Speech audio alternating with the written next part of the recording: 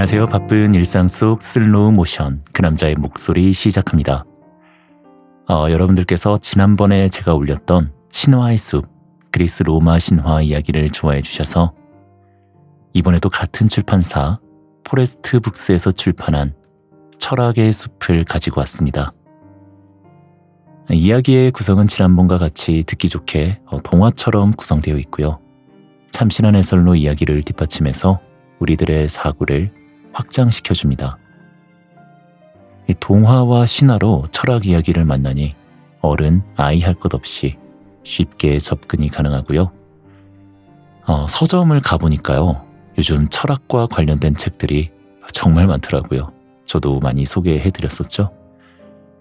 살아가면서 내 가치관에 의문이 생길 때, 아니면 위로를 받고 싶을 때 나와 맞는 철학을 발견을 한다면 그것 또한 위대한 발견이 아닐까 생각합니다. 고전에서 지혜를 찾는다는 건 옛날 사람들도 우리와 같은 생각을 했다는 거고 그만큼 참고할 만하겠죠. 자, 오늘 밤 한 장의 지혜를 얻어가시고 편안한 밤 되시기 바랍니다. 오늘 하루 피곤했던 일, 힘들었던 일, 나를 괴롭게 만들었던 일들은 모두 잊으시고요. 그럼에도 불구하고 오늘 밤도 잘 자요.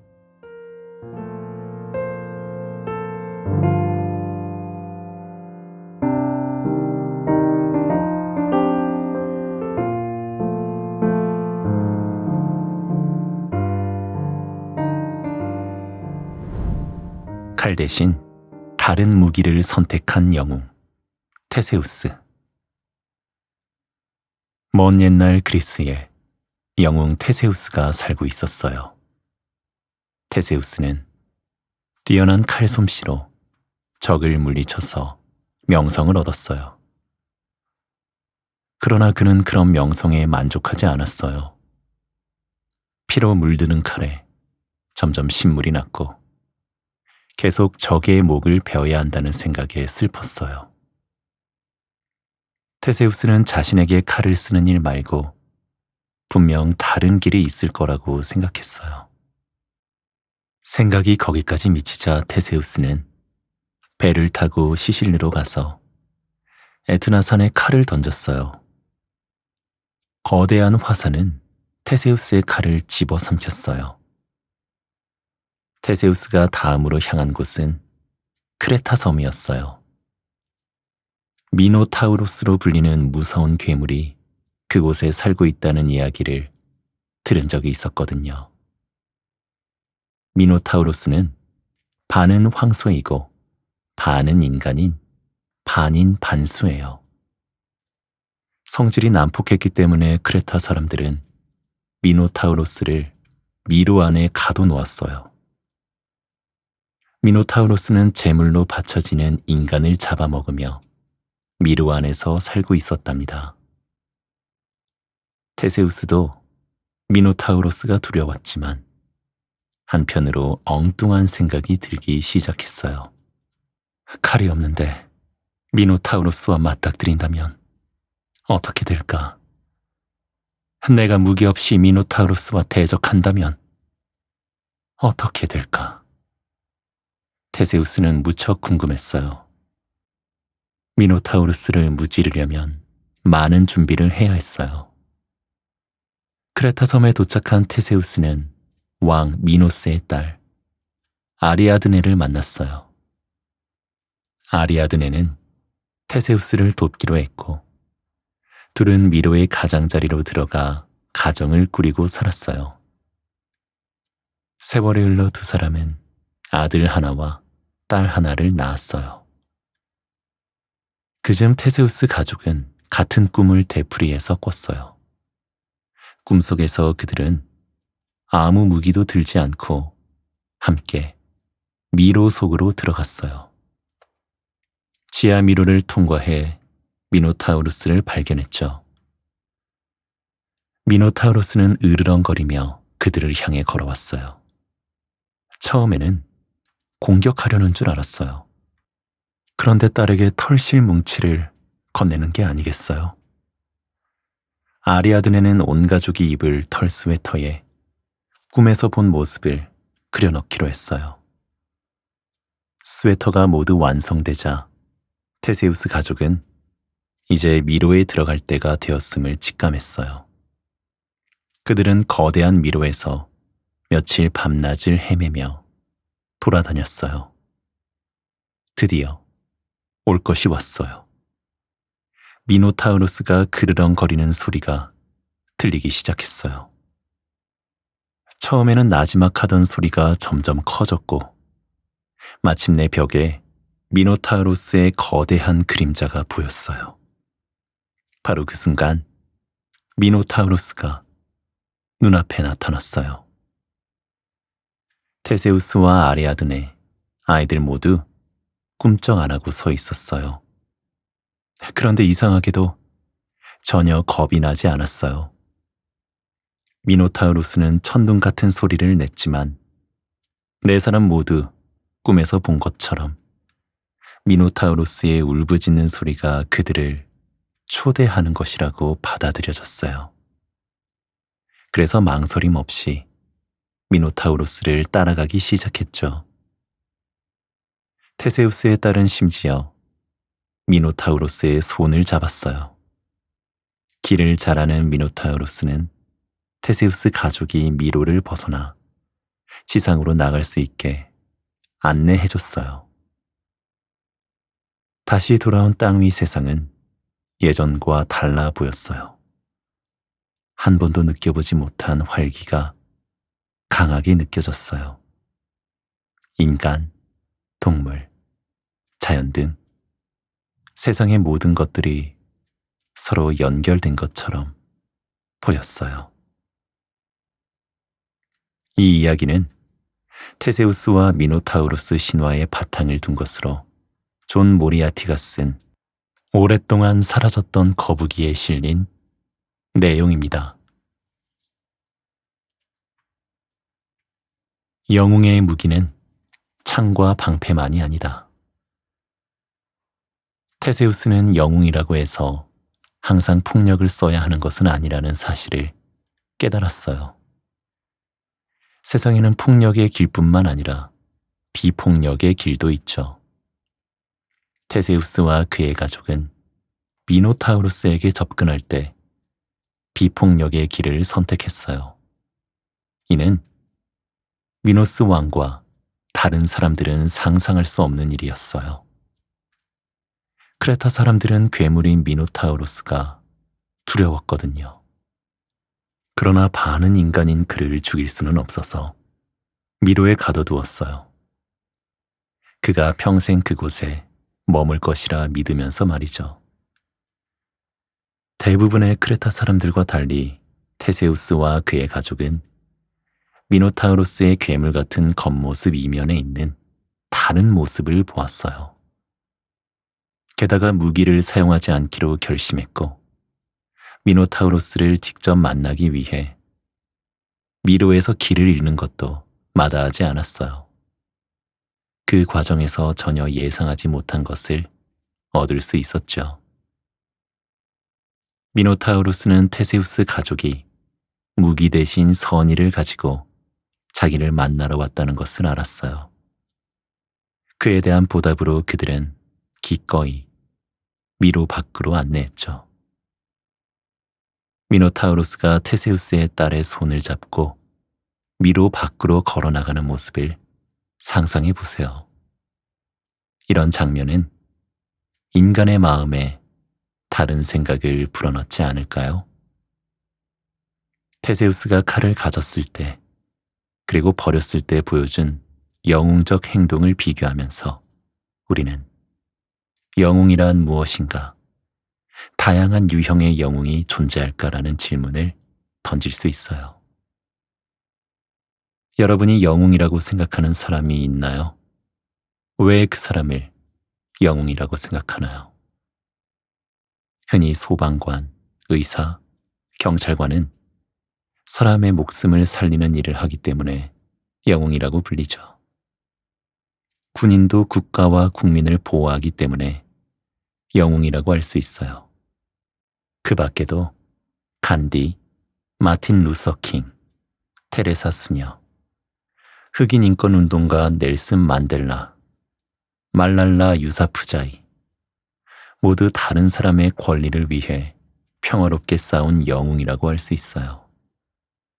그리고 예수와 부처는 테세우스와 그의 가족이 보여준 새로운 영웅의 모습을 가장 먼저 보인 선구자라 할 수 있답니다. 예수와 부처는 평화롭고 훌륭하게 사람들을 보듬었어요. 예수와 부처라면 절대로 미노타우루스를 가두려고 미로를 만들지 않았을 거예요. 두 팔 벌려 미노타우루스를 환영했겠죠. 두 성인은 남에게 인정을 베푸는 삶을 보여주려고 했고, 그런 모습은 수천 년 동안 많은 이에게 깊은 영향을 미쳤어요. 테세우스 이야기는 폭력을 사용하지 않는 영웅의 모습을 알리기 위한 것이에요. 하지만 우리는 그 반대의 경우도 생각해 봐야 합니다. 무력을 사용하는 영웅도 필요할까요? 전쟁이 일어났을 때 나라의 평화를 되찾기 위해서 폭력의 길을 걷는 영웅이 있다면 그의 행동은 정당화될 수 있을까요? 무고한 사람의 목숨이 위협받는 극단적인 상황에서 비폭력의 길은 너무나 순진하고 비현실적인 선택이 아닐까요? 예를 들어 제2차 세계대전에서 나치에 대항해 비폭력 운동을 벌였다면 효과가 있었을까요? 우리는 많이 고민하고 또 생각해 봐야 해요. 인간에게 아주 소중한 것을 숨기기로 한 신. 모든 인간이 위대한 존재였던 시절이 있었어요. 신이 존재하는 인간의 세상은 신성했어요. 그런데 언제부터인지 인간이 위대한 신성을 잘못 사용하기 시작했어요. 신에게 거의 신경을 쓰지 않고 인간들 스스로 창조한 것과 직접 할 수 있는 일에만 정신을 쏟기 시작했어요. 이를 괘씸하게 여긴 최고신 프라흐마는 인간의 신성한 불꽃을 빼앗아 결코 찾을 수 없는 곳에 숨기기로 결심했어요. 인간의 신성을 어디에 숨기면 좋을까? 프라흐마는 혼자 곰곰이 생각했어요. 그리고 답을 찾기 위해서 신들을 불러 모았어요. 땅속 깊은 곳에 묻으세요. 한 신이 말했어요. 아니에요. 인간들이 땅을 파서 찾아낼 거요. 브라흐마는 땅속 깊은 곳에 묻는 것이 그다지 좋은 방법 같지 않았어요. 가장 깊은 바다에 숨기는 건 어떻습니까? 다른 신이 말했어요. 이번에도 브라흐마는 만족하지 못했어요. 인간들은 똑똑해요. 분명 잠수하는 법을 배워서 바다 밑까지 가서 찾아낼 겁니다. 가장 높은 산 꼭대기에 숨기는 건 어떻습니까? 또 다른 신이 제안했어요. 아닙니다. 그러면 인간들은 모든 산을 다 올라갈 거예요. 그래서 자신들의 신성을 되찾을 거예요. 브라흐마가 대답했어요. 신들은 모두 포기하면서 말했어요. 어디에 숨겨야 할지 정말 모르겠군요. 인간의 손이 닿을 수 없는 안전한 장소가 지구상에는 없는 듯합니다. 브라흐마는 찾기 어렵고 아주 깊숙한 장소를 찾아서 자리를 떴어요.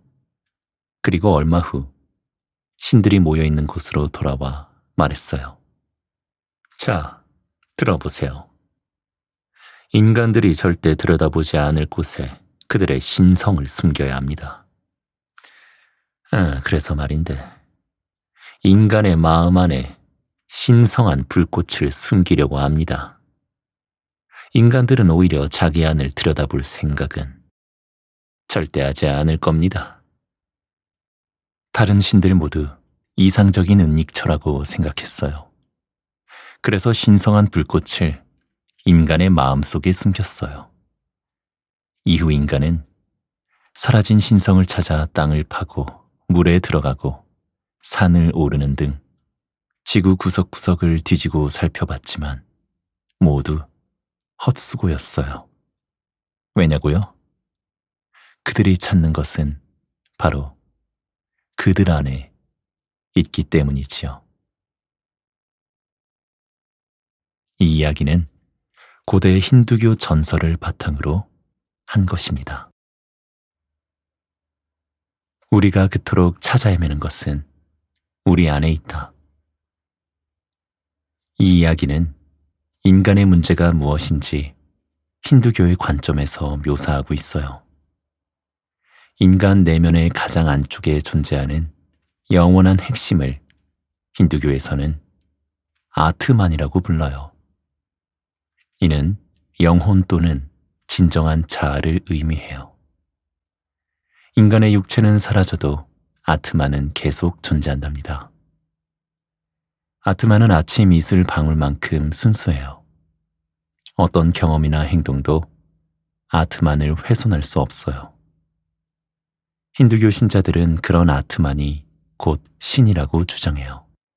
하지만 이야기를 보면 인간은 아트만을 상실했고 결과적으로 진정한 인간 본성과 접촉이 끊긴 상태예요. 힌두교 외의 다른 종교에서도 인간의 마음에 신성한 불꽃 또는 불멸의 영혼이 들어있다고 믿어요. 참고로 종교계는 우리 안의 영혼을 발견할 수 있는 방법이 많다고 합니다. 예를 들면 기도, 봉사, 명상이나 요가 등이 있어요. 이렇듯 인간의 존재에 대한 종교적 입장을 파악해봐도 여전히 많은 질문이 남아있어요. 특히 몇몇 철학자는 인간에 대한 종교적 이해를 따르지 않았어요. 그렇다면 그들은 인간과 본성을 어떻게 해석했을까요? 아리스토텔레스와 일부 철학자는 불멸의 영혼이 존재하지 않는다고 생각했어요. 아리스토텔레스에게 인간을 가장 잘 표현하는 말은 이성적인 동물이었어요. 일부 철학자는 인간이 다른 동물에게 없는 특별한 성질을 갖고 있다고 했어요.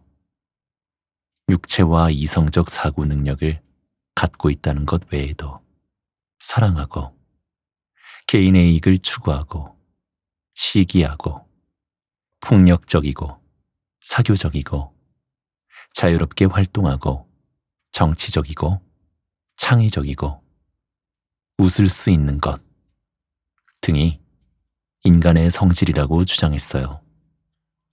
그렇다면 인간의 본성을 어떻게 알 수 있을까요?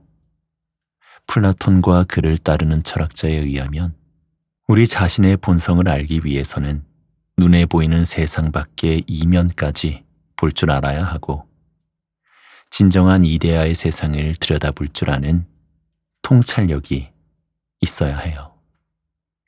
하지만 아리스토텔레스 같은 철학자는 이데아의 세상은 존재하지 않고 진정한 본성을 발견하기 위해서는 오히려 자기 자신과 현실 속 주변부터 자세히 살펴야 한다고 믿었어요. 사실 인간의 본성을 찾으려는 것 그 자체가 무의미한 시도이기도 해요. 아무리 찾아도 헤매도 알 수 없을지도 몰라요.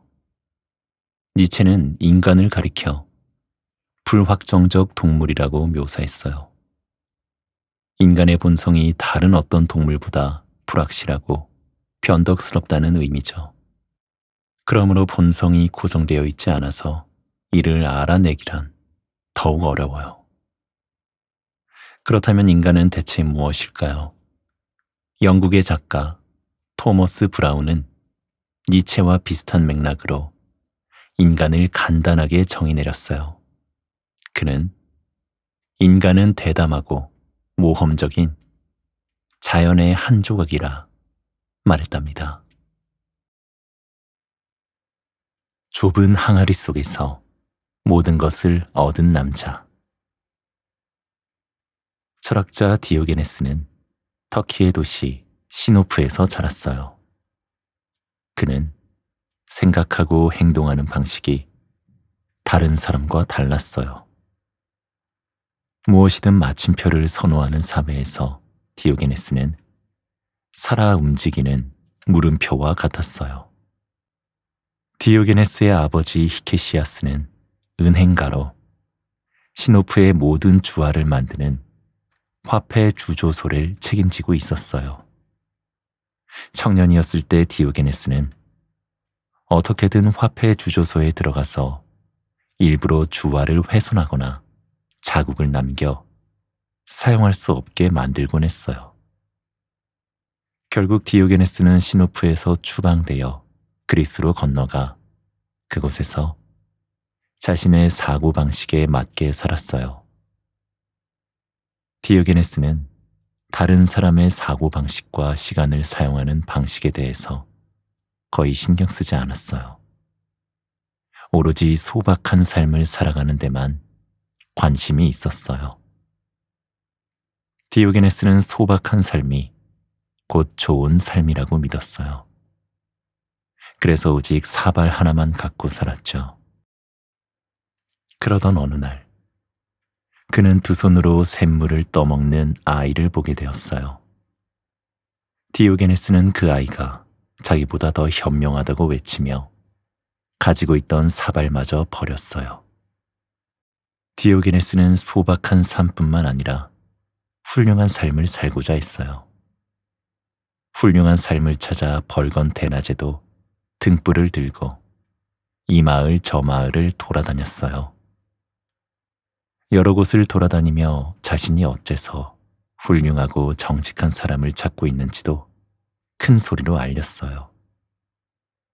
대낮에도 등불을 들고 다닌 까닭은 세상에서 훌륭하고 정직한 사람을 찾는 것이 얼마나 어려운지 사람들에게 직접 보여주기 위해서였어요. 안타깝게도 디오게네스는 끝내 그런 사람을 찾지 못했죠. 소박한 삶이라는 이상에 맞추어 디오게네스는 항아리 같은 통 안에서 잠을 자고 낮에는 일광욕을 즐겼어요. 통 안에서 단순히 쉬기만 한 것이 아니라 아주 많은 일을 했어요. 그는 고민이나 걱정이 많은 사람들이 찾아오면 짐을 덜어주려고 애썼어요. 디오게네스는 사람들에게 그런 걱정의 대부분은 무의미하다는 것을 몸소 보여주었어요. 유명한 사람들도 디오게네스를 많이 찾아왔는데 그중 알렉산더 대왕이 있었어요. 알렉산더 대왕은 그리스의 도시 코린트 외곽에서 디오게네스를 만나게 됐죠. 디오게네스가 통 옆에 앉아 햇볕을 쬐고 있을 때였어요. 왕이 다가오는 것을 알아차린 디오게네스는 몸을 세워 앉아서 알렉산더의 얼굴을 정면으로 쳐다봤어요. 알렉산더 대왕이 인사하며 말했어요. 디오게네스, 내 그대의 용감한 행동에 관한 이야기를 듣고 그대를 주목해왔어. 용기 있는 삶에 대한 보상을 해줄 테니 무엇이든 바라는 것이 있다면 말하시오. 디오게네스는 말했어요. 네, 폐하. 저를 위해 해주실 게 있습니다. 해를 가리지 않도록 옆으로 비켜주십시오. 디오게네스의 말에 놀란 알렉산더 대왕은 자신을 수행하는 관리들에게 돌아서서 말했어요. 그대들이 어떤 말을 할지 모르겠지만 내가 알렉산더가 아니었다면 나는 디오게네스가 되고 싶을 것이요.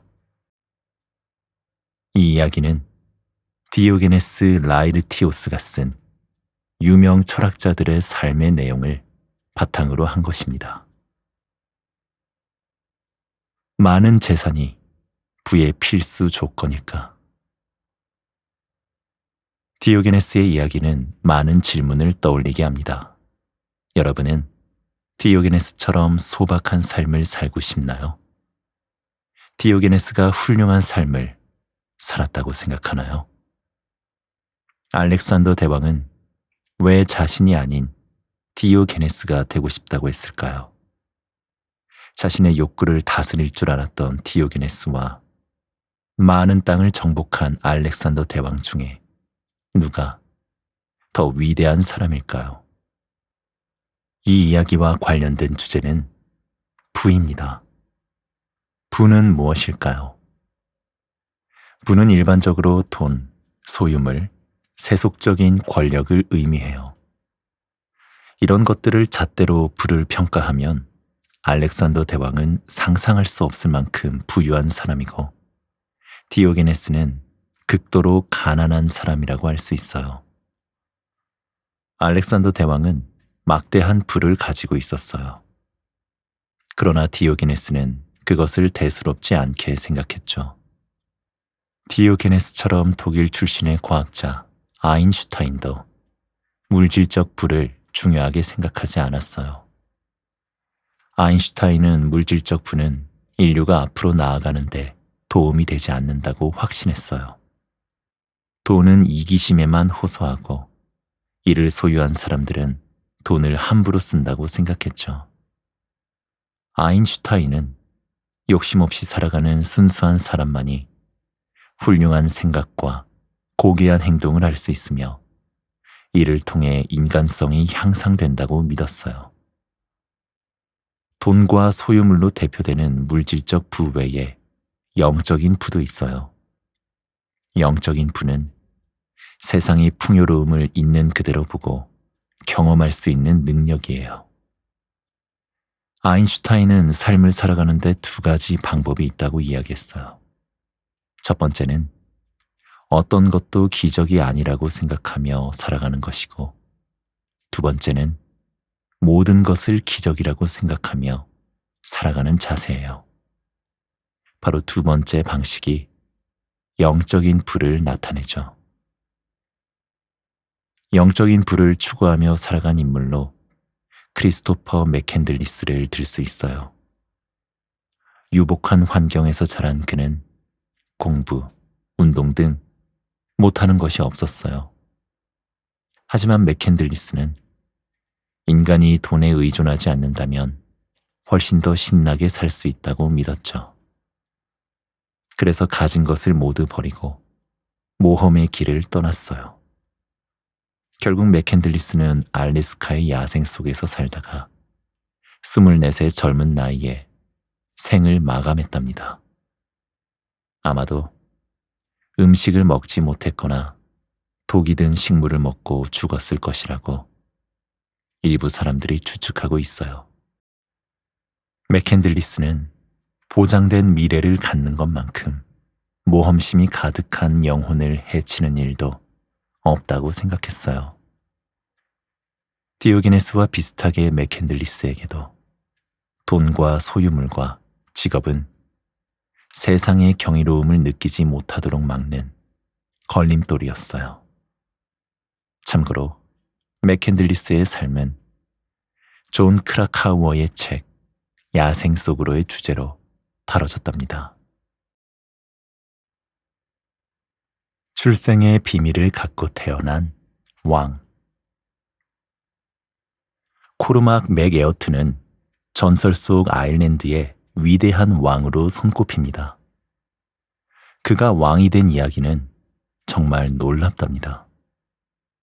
코르막의 아버지 아르트는 지고 왕을 결정짓는 전투에서 루가이드 메콘과 맞서게 되었어요.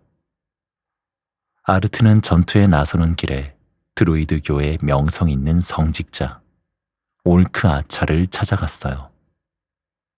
올크 아차는 아르트에게 전투에 나가지 말라고 설득하려고 했지만 그의 마음을 돌릴 수 없다는 것을 알았어요. 올크 아차는 아르트에게 혹시라도 전투에서 목숨을 잃을 경우 후계를 이을 자녀가 있는지 물었어요. 그때까지 아르트에게 자녀는 없었어요. 올크 아차는 자신의 딸 아차탄에게 아르트의 아들을 낳아 그의 후계자로 기르라고 말했어요. 아차탄은 아버지의 말을 따르기로 했죠. 올크 아차의 마법으로 아차탄은 순식간에 아르트의 아들을 임신했어요.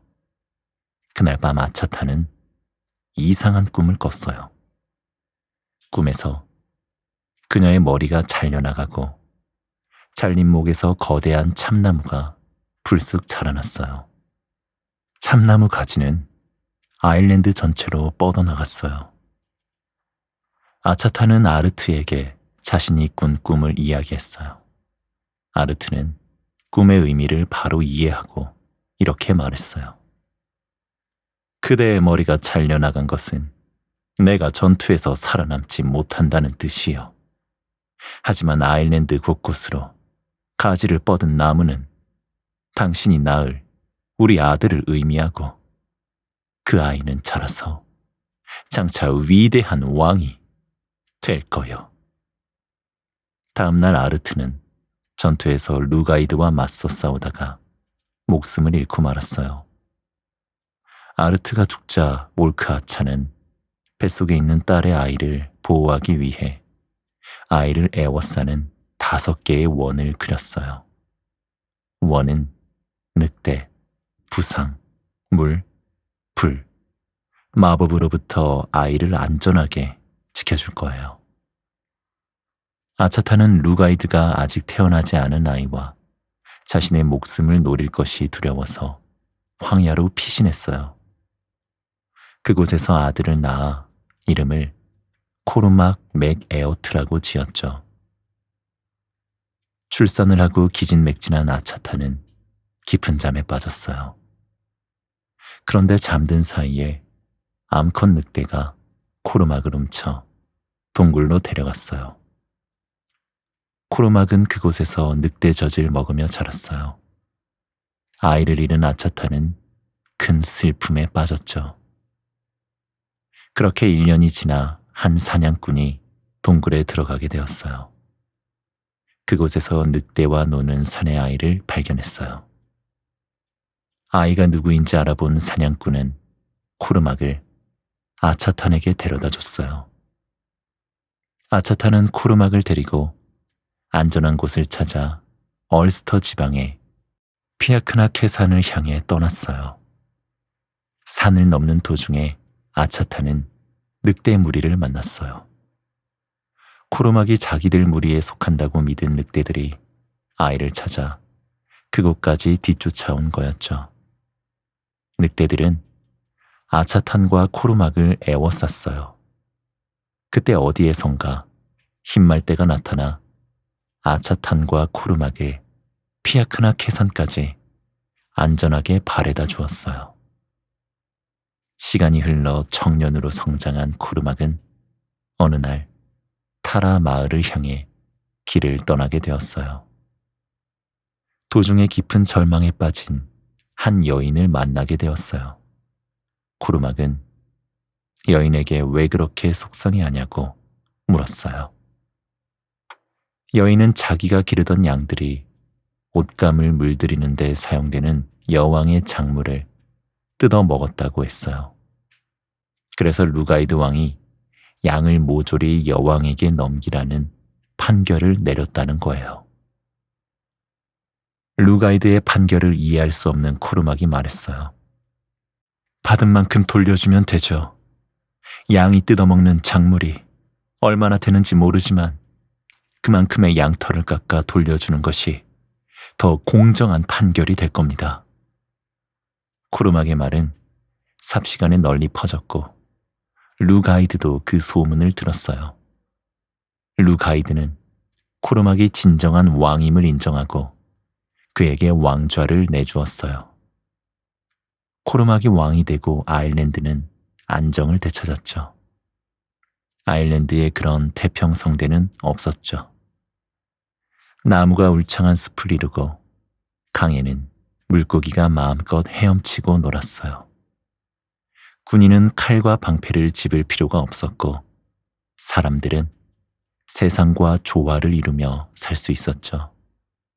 모든 것이 코르막 맥에어트 왕의 정의로움, 다시 말해 진정한 통치자가 지녀야 할 지혜와 진실과 정의 덕분이었어요. 이 이야기는 존 모리아티가 쓴 아일랜드를 떠올리며의 내용을 바탕으로 한 것입니다. 진정한 공평함은 무지에서 출발한다. 모리아티는 코르막이 보여준 정의로움의 원천을 주목했어요. 늑대의 젖, 다시 말해 자연이 주는 양식을 먹고 드루이드교 성직자인 할아버지가 건 주문의 보호를 받으며 자랐기 때문에 코르막은 동물적인 지혜와 인간 왕으로서의 자질을 동시에 얻은 거예요. 공명정대하고 고귀한 품성으로 코르막은 아일랜드를 태평성대로 이끌었어요.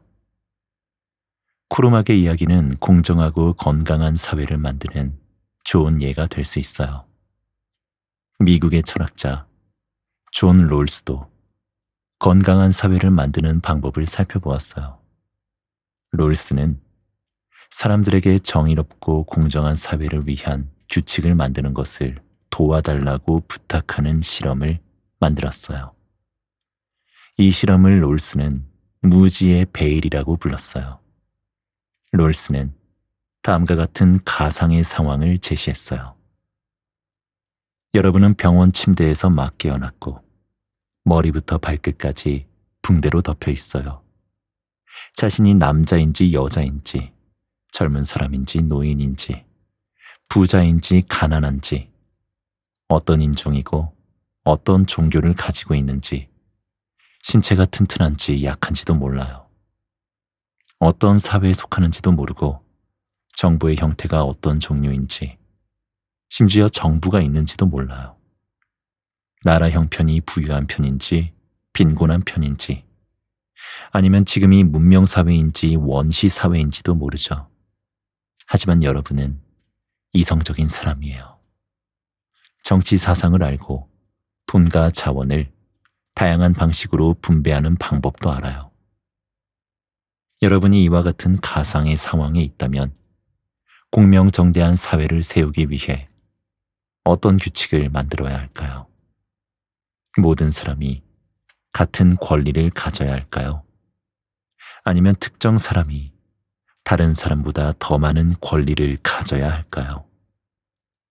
이 중 어느 한쪽을 선택한다면 그 이유는 무엇인가요?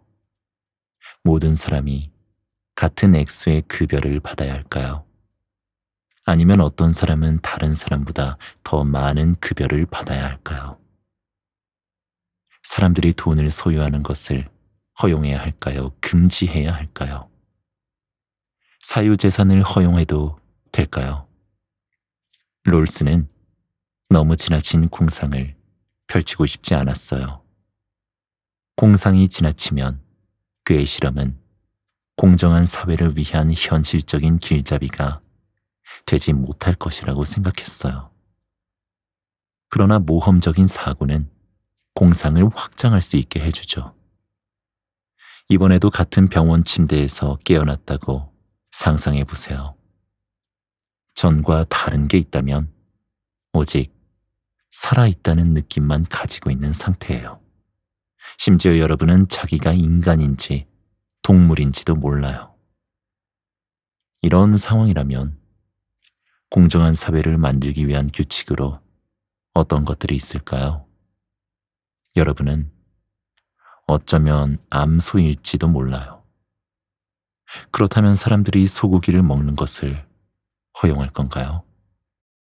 즉, 롤스의 실험은 여러 사람이 모여 사회나 집단 등을 만들 때 현재 자신의 지위, 능력, 재능, 가치관 등을 모르는 무지의 상태에서 만드는 것이 가장 공정하다는 것을 보여줍니다.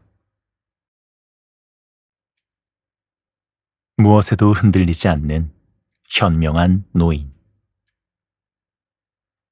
중국 변방에 어느 작은 마을에 한 노인이 살고 있었어요. 노인은 수년 동안 요새를 관리하는 일을 맡았어요. 하루는 노인이 가장 믿었던 말이 도망가 버렸어요. 소식을 들은 이웃들이 노인을 찾아와 위로했죠. 아, 그렇게 소중한 말을 잃어버리시다니 지지리도 운이 없으시네요. 동네 사람들이 말했어요. 하, 이게 운이 나쁜 일인지 어떻게 알겠나? 노인이 대꾸했어요. 다음날 아침 도망갔던 말이 멋진 야생마 4마리와 함께 돌아왔어요. 아, 정말 엄청난 행운이네요. 동네 사람들이 소리쳤어요. 이게 행운인지 어떻게 알겠나? 노인이 말했어요. 다음날 노인의 아들이 야생마를 길들이려고 말에 올라탔어요. 그런데 말이 거칠게 저항하는 바람에 바닥으로 떨어져 다리가 부러지고 말았어요. 동네 사람들이 다시 노인을 찾아왔어요. 이번에는 노인을 동정하며 말했죠. 아드님 다리가 부러졌다면서요. 이런 불행이 어디 있나요? 불행한 일인지 어떻게 아나? 노인이 대답했어요. 이튿날 병사를 징집하기 위해 군인들이 마을을 찾아왔어요. 노인이 있는 요새를 방문했을 때 군인들은 노인의 아들이 다리가 부러진 것을 봤어요. 그래서 아들은 징집을 면하게 되었죠. 동네 사람들은 잘된 일이라며 노인을 축하했어요. 노인은 또 이렇게 말했죠. 이건 역시 좋은 일인지 어떻게 알겠나? 이 이야기는 중국 한나라 시대의 책 회남자에 실린 변방의 노인을 각색한 것입니다. 좋고 나쁨은 마음이 판단한다. 이 이야기는 겉으로 보면 변방의 요새에서 아들과 함께 살고 있는 노인에게 일어난 행운과 불운에 관한 내용이에요. 노인은 자기에게 일어난 일을 섣부르게 행운 또는 불운이라고 판단하지 않았어요. 반대로 동네 사람들은 성급하게 행운 또는 불운, 잘된 일 또는 나쁜 일이라고 규정했죠. 이 이야기는 사람들이 얼마나 빨리 성급한 판단을 내리는지 잘 보여주고 있어요. 변방의 노인을 통해 우리는 도덕 철학이 무엇인지 이해할 수 있어요. 도덕 철학은 인간의 행동을 선과 악으로 구분하는 잣대를 찾으려고 하는데, 이 이야기는 도덕적 판단을 할 때 서둘러서는 안 된다는 점을 암시해요. 일단 보편적으로 도덕 철학에서 제시하는 물음에는 다음과 같은 것들이 있어요. 착한 사람과 나쁜 사람은 무엇으로 구분할 수 있을까? 예를 들어 로빈 후드는 부자들로부터 물건을 훔쳤기 때문에 나쁜 사람일까요? 아니면 훔친 물건을 가난한 사람들에게 나눠주었기 때문에 착한 사람일까요? 인간의 행동을 옳다 그르다 판단하는 기준은 무엇일까? 다시 로빈 후드 이야기를 해볼까요? 로빈 후드는 좋은 의도를 갖고 있었기 때문에 물건을 훔친 것이 도덕적으로 옳은 일일까요? 아니면 물건을 훔치거나 사람을 해치는 행동은 어떤 경우라도 나쁜 일일까요? 옳고 그름을 결정하는 것은 누구일까? 부자들의 관점에서 보면 로빈 후드는 범죄자이고 나쁜 짓을 저지르는 사람이에요. 그러나 가난한 사람들이 보기에 로빈 후드는 영웅이고 옳은 일을 하는 사람이죠. 로빈 후드가 한 행동에 대해 도덕적 성질을 규정해야 한다면 여러분은 누구의 관점을 편들겠어요? 아니면 어느 쪽의 편도 아닌가요? 무엇이 옳고 그른지 어떻게 알 수 있을까요? 예를 들어 누군가가 다른 사람의 팔을 칼로 베는 모습을 봤다고 가정해 볼게요. 이를 보고 여러분은 분명 도덕적으로 잘못된 일이라고 생각할 거예요. 그러나 만약 칼을 잡은 사람이 수술 중인 외과 의사라면 여러분의 생각은 달라질 겁니다.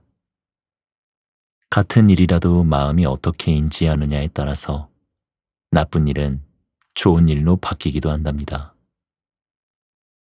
혹시 여러분은 주변에서 일어나는 사건을 보고 깊이 생각하지 않고 너무 성급하게 결론을 내리지는 않나요? 옳고 그름을 판별하는 감각 때문에 세상을 너무 단순하게 보고 있지는 않나요? 사람을 선과 악으로 구분하는 것이 사회에 도움이 된다고 생각하나요? 아니면 해롭다고 생각하나요? 머리가 복잡해져도 질문을 멈추지 마세요. 세상의 모든 지식을 얻을 수 있는 요리 한 접시. 아일랜드의 피는 어렸을 적에 피네가스라는 이름의 현명한 노인에게 보내졌어요. 보인강 강변에 살던 피네가스는 넓고 깊은 지식으로 세상에 이름이 나 있었죠. 그는 여러 가지 자연의 비밀을 알고 있었고 바람, 숲, 산, 별 등의 언어를 이해하고 말할 수 있었어요. 핀이 피네가스에게 가게 된 것도 그런 깊은 지식 때문이었어요. 그러나 피네가스의 제자가 된다는 건 쉽지 않은 일이었어요.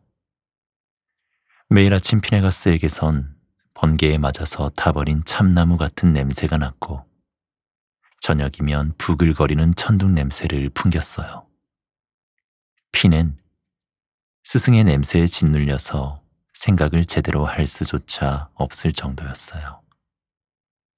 게다가 피네가스와 한가로이 대화를 나눌 일도 없었어요. 모든 대화의 주제는 무거웠어요. 날씨나 보인강의 흐름, 심지어는 강에서 본 외가리 이야기를 할 때도 대화는 늘 무겁고 진지했어요. 이를테면 불, 물, 강, 연어와 같은 간단하고 일상적인 단어도 피네가스의 입에서 나오면 마치 처음 듣는 언어처럼 신비하게 들렸어요. 그래서인지 피는 자기가 마치 노인이 된 것처럼 느껴졌어요. 그렇게 아주 늙어버린 듯한 느낌 때문에 가끔 그의 젊은 머리는 깨질 듯이 아팠어요. 그래도 피는 스승의 현명한 말과 경이로운 이야기를 듣는 것이 무척 좋았어요. 피네가스가 들려주는 이야기를 듣고 있으면 보인강의 물이 넘실거리는 소리와 콧늘라의 우물로 개암 열매가 떨어지는 소리가 들리는 것 같았어요. 피네가스의 가르침에 대한 보답으로 피는 허드렛 일을 했어요. 집을 청소하고 땔감을 마련하고 요리를 했죠. 하지만 낚시만큼은 할 수 없었어요.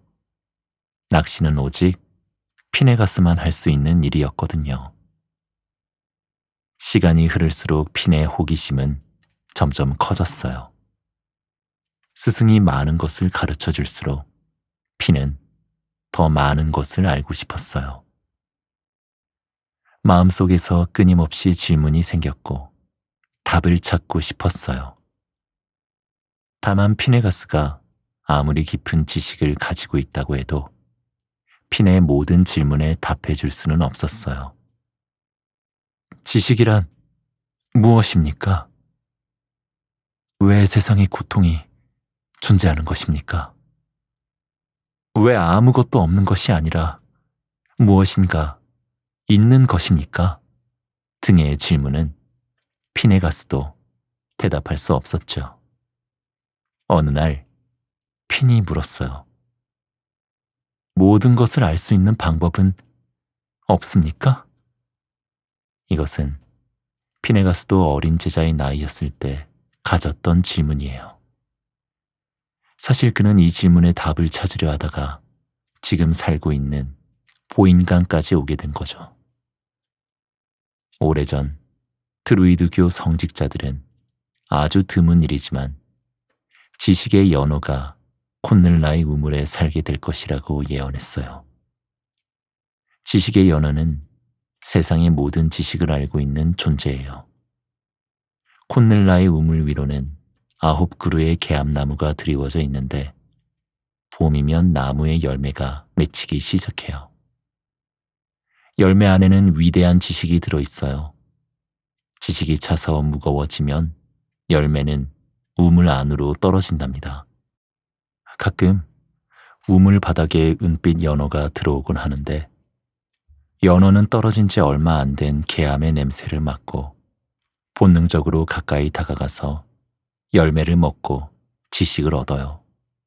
그러면 연어의 배에 밝은 붉은색 반점이 나타나요. 이것이 바로 지식의 연어가 됐다는 표시예요. 현명한 드루이드교 성직자들이 말하길 지식의 연어를 잡아먹으면 세상의 모든 지식을 얻을 수 있다고 해요. 그런 이유로 피네가스는 지식의 연어를 잡으려고 안간 힘을 쓰면서 보인강 강가에서 노년을 보내고 있었던 거죠. 비가 내리고 습한 어느 날 아침, 드디어 지식의 연어가 잡혔어요. 피네가스는 너무 기뻐 춤을 추면서 핀에게 곧바로 불을 피우고 요리를 하라고 말했어요. 피네가스는 핀에게 아주 조금이라도 먹으면 안 된다고 경고한 후에 땔감을 더 구하려고 밖으로 나갔어요. 집으로 돌아온 피네가스는 식탁 위에 놓여있는 연어 요리 접시를 마주했어요. 그토록 바라던 연어 요리를 먹으려고 식탁에 막 앉으려는 순간 피네가스는 핀을 보고 멈칫했어요. 핀의 눈에서 여태 보지 못했던 빛이 나오는 것 같았거든요. 연어를 조금이라도 먹지 않았느냐? 피네가스가 신경질적으로 물었어요. 핀을 하나도 건드리지 않았습니다. 핀이 정직하게 대답했어요. 그래도 안심이 되지 않는 피네가스가 다시 물었어요. 어떤 식으로든 맛을 보지 않았냐는 말이다. 요리하다가 엄지를 떼어서 통증을 가라앉히려고 손가락을 입에 넣긴 했습니다만 핀이 대답한 그 순간 피네가스의 기쁨은 모두 사라졌어요. 그는 조용히 말했죠. 네가 세상의 모든 지식을 얻었구나. 피네가스는 욕심을 버리고 핀에게 나머지 요리도 모두 먹으라고 내줬어요. 요리를 다 먹었지만 핀은 별다른 차이를 느끼지 못했어요. 당연하다는 듯 피네가스가 말했어요. 엄지를 입안에 넣어보거라. 그러면 지식이 너의 머리를 가득 채울 것이다.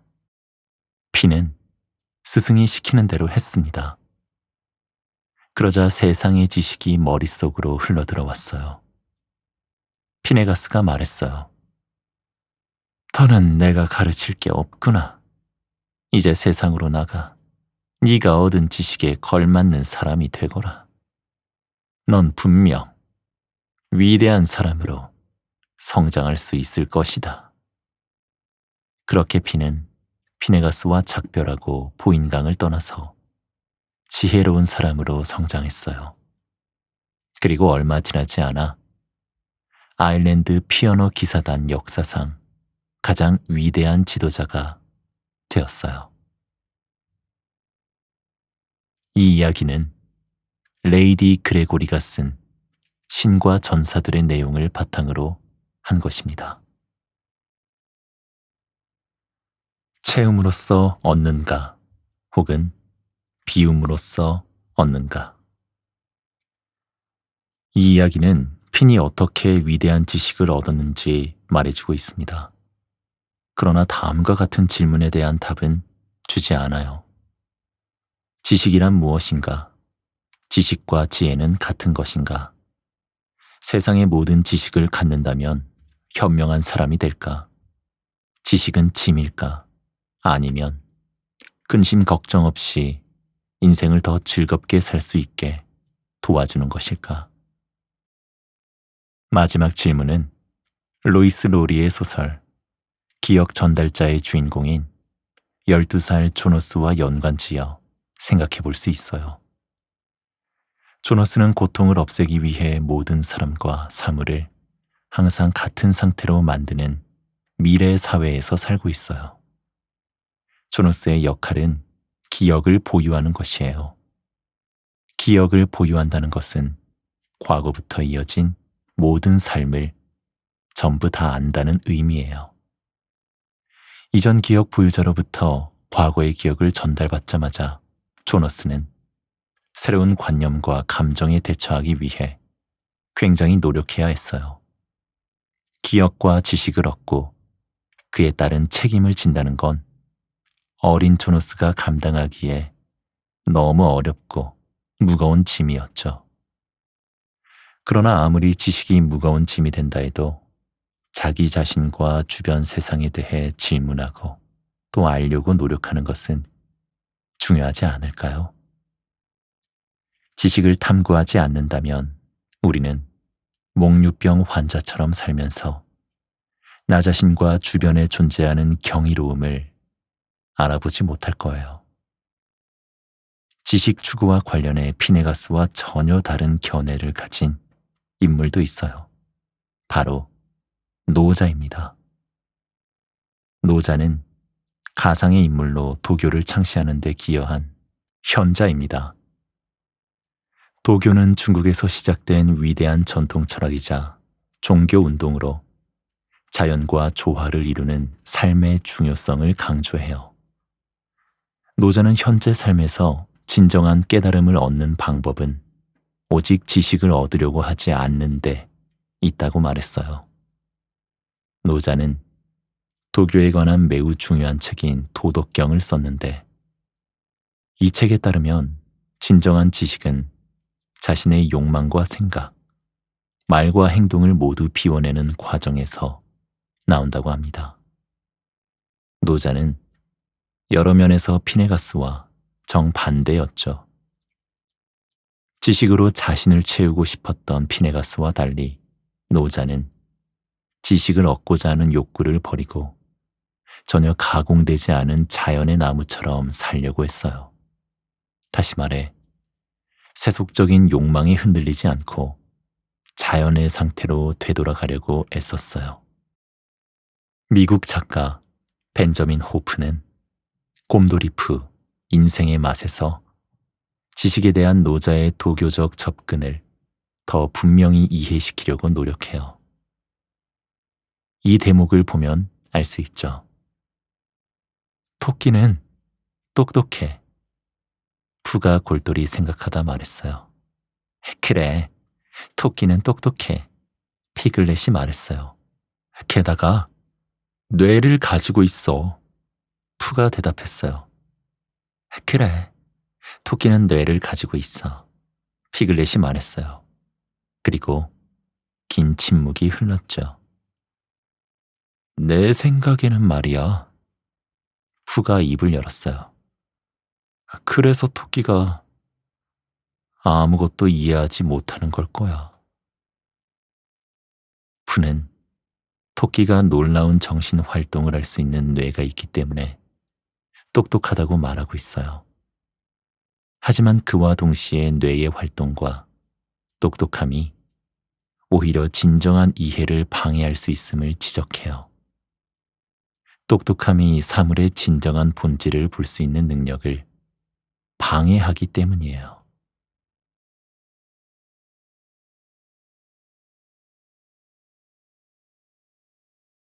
칼 대신 다른 무기를 선택한 영웅, 테세우스. 먼 옛날 그리스에 영웅 테세우스가 살고 있었어요.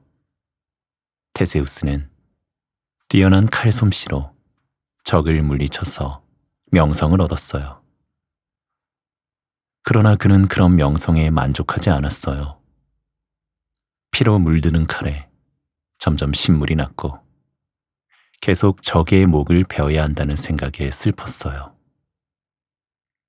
테세우스는 자신에게 칼을 쓰는 일 말고 분명 다른 길이 있을 거라고 생각했어요. 생각이 거기까지 미치자 테세우스는 배를 타고 시실리로 가서 에트나산에 칼을 던졌어요. 거대한 화산은 테세우스의 칼을 집어삼켰어요. 테세우스가 다음으로 향한 곳은 크레타 섬이었어요. 미노타우로스로 불리는 무서운 괴물이 그곳에 살고 있다는 이야기를 들은 적이 있었거든요. 미노타우로스는 반은 황소이고 반은 인간인 반인 반수예요. 성질이 난폭했기 때문에 크레타 사람들은 미노타우로스를 미로 안에 가둬놓았어요. 미노타우로스는 제물로 바쳐지는 인간을 잡아먹으며 미로 안에서 살고 있었답니다. 테세우스도 미노타우로스가 두려웠지만 한편으로 엉뚱한 생각이 들기 시작했어요. 칼이 없는데 미노타우로스와 맞닥뜨린다면 어떻게 될까? 내가 무기 없이 미노타우로스와 대적한다면 어떻게 될까? 테세우스는 무척 궁금했어요. 미노타우로스를 무찌르려면 많은 준비를 해야 했어요. 크레타 섬에 도착한 테세우스는 왕 미노스의 딸 아리아드네를 만났어요. 아리아드네는 테세우스를 돕기로 했고 둘은 미로의 가장자리로 들어가 가정을 꾸리고 살았어요. 세월이 흘러 두 사람은 아들 하나와 딸 하나를 낳았어요. 그즈음 테세우스 가족은 같은 꿈을 되풀이해서 꿨어요. 꿈속에서 그들은 아무 무기도 들지 않고 함께 미로 속으로 들어갔어요. 지하 미로를 통과해 미노타우루스를 발견했죠. 미노타우루스는 으르렁거리며 그들을 향해 걸어왔어요. 처음에는 공격하려는 줄 알았어요. 그런데 딸에게 털실 뭉치를 건네는 게 아니겠어요? 아리아드네는 온 가족이 입을 털 스웨터에 꿈에서 본 모습을 그려넣기로 했어요. 스웨터가 모두 완성되자 테세우스 가족은 이제 미로에 들어갈 때가 되었음을 직감했어요. 그들은 거대한 미로에서 며칠 밤낮을 헤매며 돌아다녔어요. 드디어 올 것이 왔어요. 미노타우루스가 그르렁거리는 소리가 들리기 시작했어요. 처음에는 나지막하던 소리가 점점 커졌고 마침내 벽에 미노타우루스의 거대한 그림자가 보였어요. 바로 그 순간 미노타우루스가 눈앞에 나타났어요. 테세우스와 아리아드네, 아이들 모두 꿈쩍 안 하고 서 있었어요. 그런데 이상하게도 전혀 겁이 나지 않았어요. 미노타우루스는 천둥 같은 소리를 냈지만 네 사람 모두 꿈에서 본 것처럼 미노타우루스의 울부짖는 소리가 그들을 초대하는 것이라고 받아들여졌어요. 그래서 망설임 없이 미노타우루스를 따라가기 시작했죠. 테세우스의 딸은 심지어 미노타우루스의 손을 잡았어요. 길을 잘 아는 미노타우루스는 테세우스 가족이 미로를 벗어나 지상으로 나갈 수 있게 안내해줬어요. 다시 돌아온 땅 위 세상은 예전과 달라 보였어요. 한 번도 느껴보지 못한 활기가 강하게 느껴졌어요. 인간, 동물, 자연 등 세상의 모든 것들이 서로 연결된 것처럼 보였어요. 이 이야기는 테세우스와 미노타우루스 신화의 바탕을 둔 것으로 존 모리아티가 쓴 오랫동안 사라졌던 거북이에 실린 내용입니다. 영웅의 무기는 창과 방패만이 아니다. 테세우스는 영웅이라고 해서 항상 폭력을 써야 하는 것은 아니라는 사실을 깨달았어요. 세상에는 폭력의 길뿐만 아니라 비폭력의 길도 있죠. 테세우스와 그의 가족은 미노타우루스에게 접근할 때 비폭력의 길을 선택했어요. 이는 미노스 왕과 다른 사람들은 상상할 수 없는 일이었어요. 크레타 사람들은 괴물인 미노타우루스가 두려웠거든요. 그러나 반은 인간인 그를 죽일 수는 없어서 미로에 가둬두었어요. 그가 평생 그곳에 머물 것이라 믿으면서 말이죠. 대부분의 크레타 사람들과 달리 테세우스와 그의 가족은 미노타우루스의 괴물 같은 겉모습 이면에 있는 다른 모습을 보았어요. 게다가 무기를 사용하지 않기로 결심했고 미노타우루스를 직접 만나기 위해 미로에서 길을 잃는 것도 마다하지 않았어요. 그 과정에서 전혀 예상하지 못한 것을 얻을 수 있었죠. 미노타우루스는 테세우스 가족이 무기 대신 선의를 가지고 자기를 만나러 왔다는 것을 알았어요. 그에 대한 보답으로 그들은 기꺼이 미로 밖으로 안내했죠. 미노타우루스가 테세우스의 딸의 손을 잡고 미로 밖으로 걸어나가는 모습을 상상해 보세요. 이런 장면은 인간의 마음에 다른 생각을 불어넣지 않을까요? 테세우스가 칼을 가졌을 때 그리고 버렸을 때 보여준 영웅적 행동을 비교하면서 우리는 영웅이란 무엇인가, 다양한 유형의 영웅이 존재할까라는 질문을 던질 수 있어요. 여러분이 영웅이라고 생각하는 사람이 있나요? 왜 그 사람을 영웅이라고 생각하나요? 흔히 소방관, 의사, 경찰관은 사람의 목숨을 살리는 일을 하기 때문에 영웅이라고 불리죠. 군인도 국가와 국민을 보호하기 때문에 영웅이라고 할 수 있어요.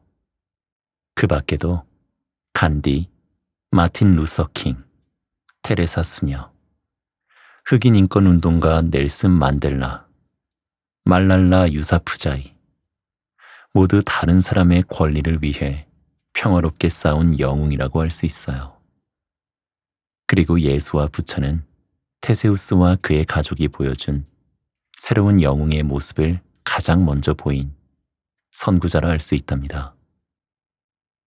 예수와 부처는 평화롭고 훌륭하게 사람들을 보듬었어요. 예수와 부처라면 절대로 미노타우루스를 가두려고 미로를 만들지 않았을 거예요.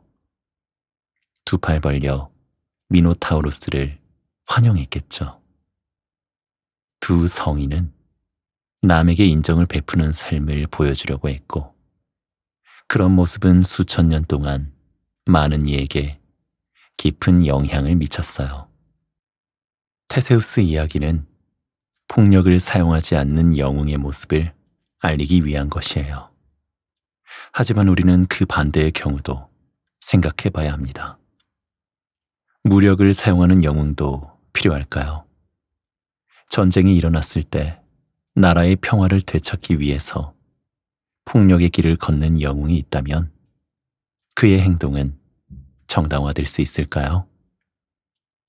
무고한 사람의 목숨이 위협받는 극단적인 상황에서 비폭력의 길은 너무나 순진하고 비현실적인 선택이 아닐까요? 예를 들어 제2차 세계대전에서 나치에 대항해 비폭력 운동을 벌였다면 효과가 있었을까요? 우리는 많이 고민하고 또 생각해 봐야 해요. 인간에게 아주 소중한 것을 숨기기로 한 신. 모든 인간이 위대한 존재였던 시절이 있었어요. 신이 존재하는 인간의 세상은 신성했어요.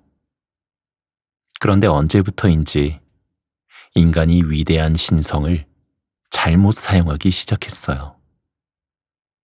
신에게 거의 신경을 쓰지 않고 인간들 스스로 창조한 것과 직접 할 수 있는 일에만 정신을 쏟기 시작했어요.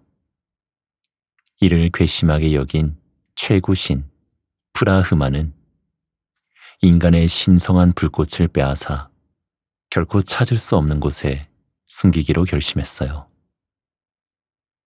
인간의 신성을 어디에 숨기면 좋을까?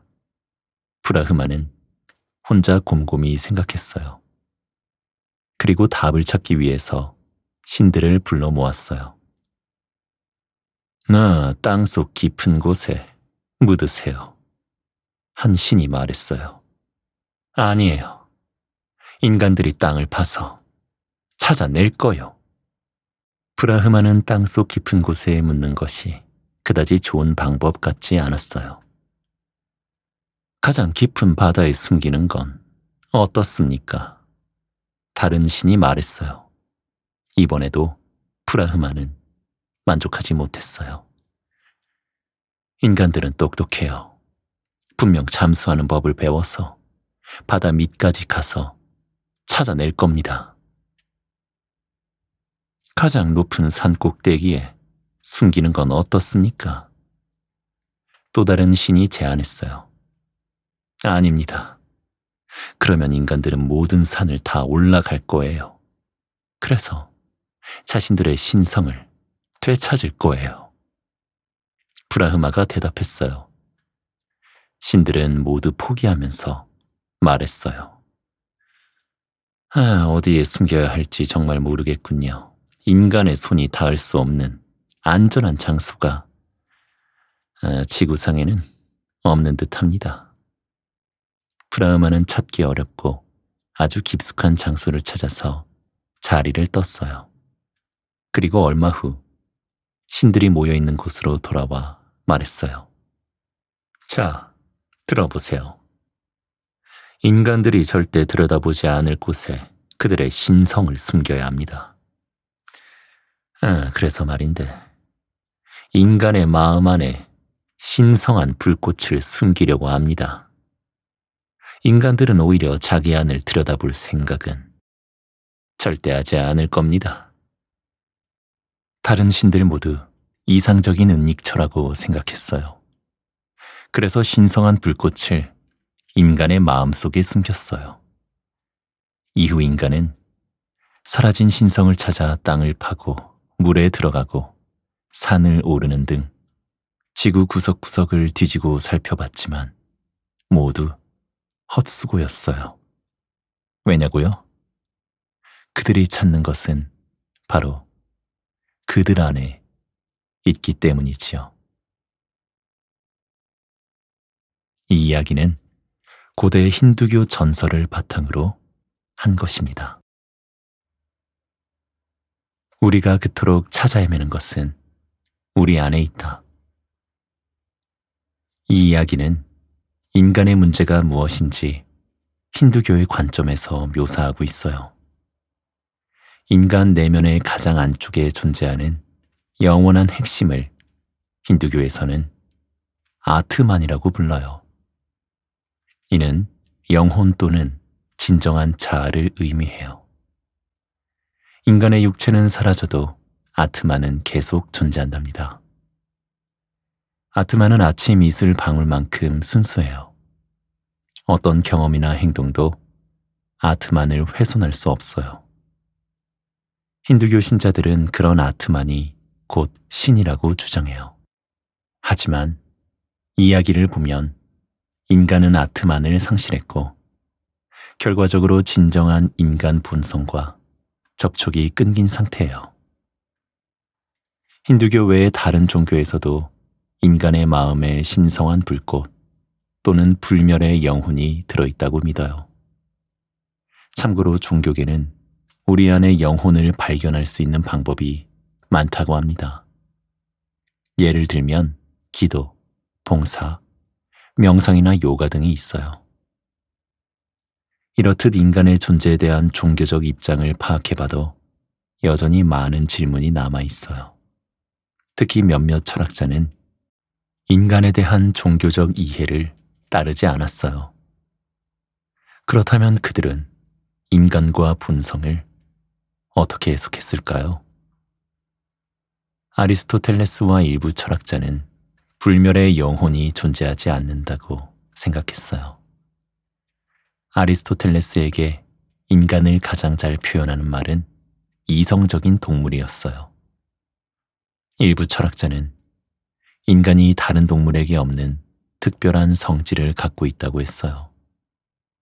육체와 이성적 사고 능력을 갖고 있다는 것 외에도 사랑하고 개인의 이익을 추구하고 시기하고 폭력적이고 사교적이고 자유롭게 활동하고 정치적이고 창의적이고 웃을 수 있는 것 등이 인간의 성질이라고 주장했어요. 그렇다면 인간의 본성을 어떻게 알 수 있을까요? 플라톤과 그를 따르는 철학자에 의하면 우리 자신의 본성을 알기 위해서는 눈에 보이는 세상 밖의 이면까지 볼 줄 알아야 하고 진정한 이데아의 세상을 들여다볼 줄 아는 통찰력이 있어야 해요. 하지만 아리스토텔레스 같은 철학자는 이데아의 세상은 존재하지 않고 진정한 본성을 발견하기 위해서는 오히려 자기 자신과 현실 속 주변부터 자세히 살펴야 한다고 믿었어요.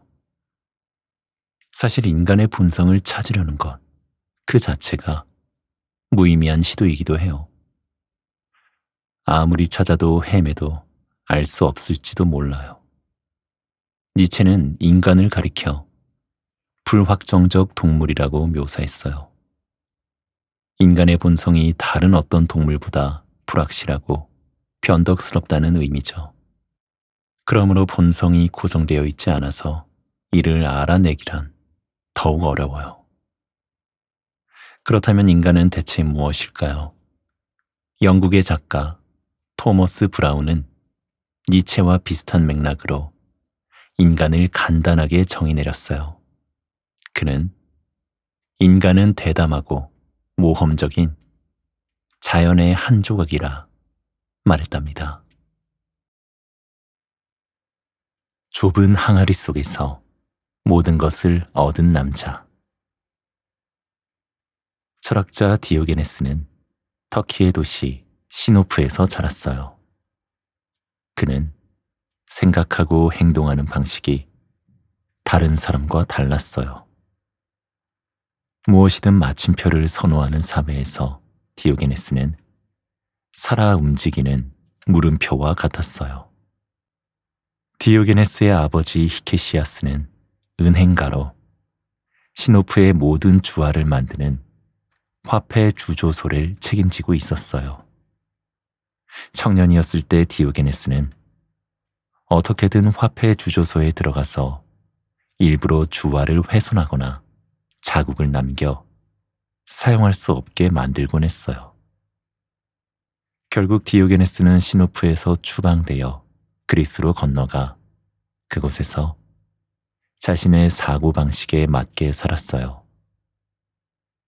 디오게네스는 다른 사람의 사고방식과 시간을 사용하는 방식에 대해서 거의 신경 쓰지 않았어요. 오로지 소박한 삶을 살아가는 데만 관심이 있었어요. 디오게네스는 소박한 삶이 곧 좋은 삶이라고 믿었어요. 그래서 오직 사발 하나만 갖고 살았죠. 그러던 어느 날 그는 두 손으로 샘물을 떠먹는 아이를 보게 되었어요. 디오게네스는 그 아이가 자기보다 더 현명하다고 외치며 가지고 있던 사발마저 버렸어요. 디오게네스는 소박한 삶뿐만 아니라 훌륭한 삶을 살고자 했어요. 훌륭한 삶을 찾아 벌건 대낮에도 등불을 들고 이 마을 저 마을을 돌아다녔어요. 여러 곳을 돌아다니며 자신이 어째서 훌륭하고 정직한 사람을 찾고 있는지도 큰 소리로 알렸어요. 대낮에도 등불을 들고 다닌 까닭은 세상에서 훌륭하고 정직한 사람을 찾는 것이 얼마나 어려운지 사람들에게 직접 보여주기 위해서였어요. 안타깝게도 디오게네스는 끝내 그런 사람을 찾지 못했죠. 소박한 삶이라는 이상에 맞추어 디오게네스는 항아리 같은 통 안에서 잠을 자고 낮에는 일광욕을 즐겼어요. 통 안에서 단순히 쉬기만 한 것이 아니라 아주 많은 일을 했어요. 그는 고민이나 걱정이 많은 사람들이 찾아오면 짐을 덜어주려고 애썼어요. 디오게네스는 사람들에게 그런 걱정의 대부분은 무의미하다는 것을 몸소 보여주었어요. 유명한 사람들도 디오게네스를 많이 찾아왔는데 그중 알렉산더 대왕이 있었어요. 알렉산더 대왕은 그리스의 도시 코린트 외곽에서 디오게네스를 만나게 됐죠. 디오게네스가 통 옆에 앉아 햇볕을 쬐고 있을 때였어요.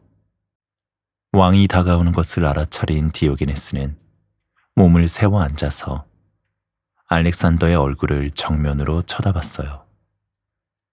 알렉산더 대왕이 인사하며 말했어요.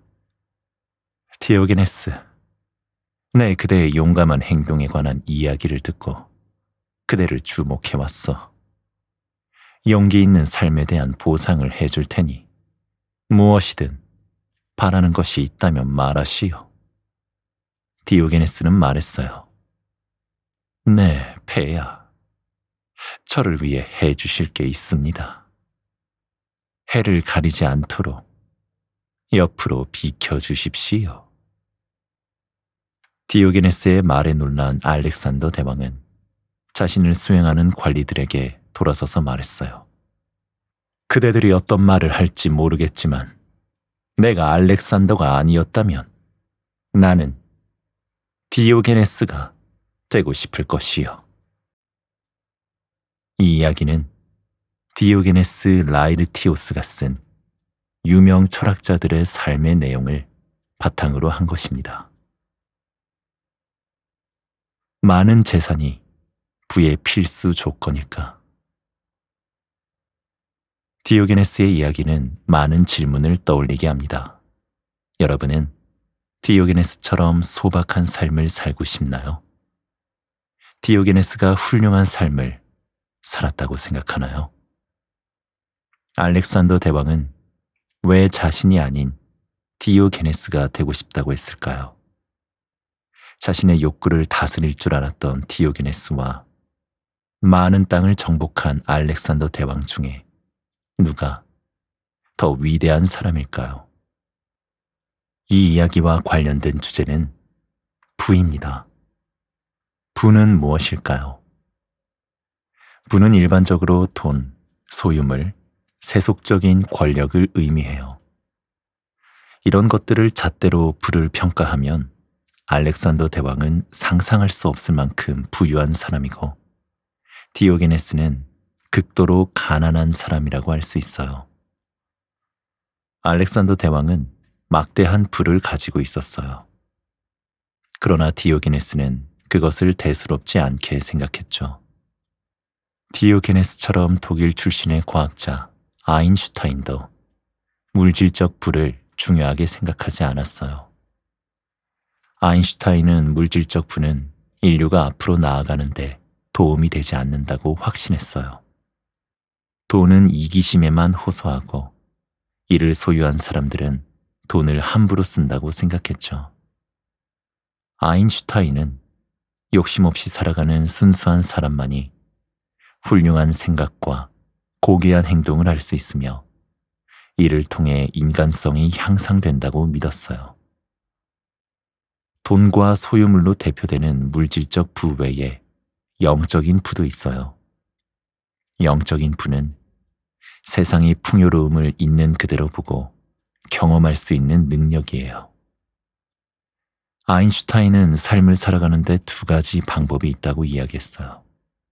첫 번째는 어떤 것도 기적이 아니라고 생각하며 살아가는 것이고, 두 번째는 모든 것을 기적이라고 생각하며 살아가는 자세예요. 바로 두 번째 방식이 영적인 불을 나타내죠.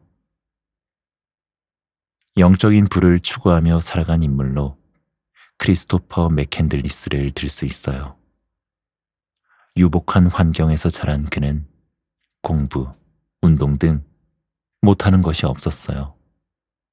하지만 맥캔들리스는 인간이 돈에 의존하지 않는다면 훨씬 더 신나게 살 수 있다고 믿었죠. 그래서 가진 것을 모두 버리고 모험의 길을 떠났어요. 결국 맥캔들리스는 알래스카의 야생 속에서 살다가 24의 젊은 나이에 생을 마감했답니다. 아마도 음식을 먹지 못했거나 독이 든 식물을 먹고 죽었을 것이라고 일부 사람들이 추측하고 있어요. 맥캔들리스는 보장된 미래를 갖는 것만큼 모험심이 가득한 영혼을 해치는 일도 없다고 생각했어요.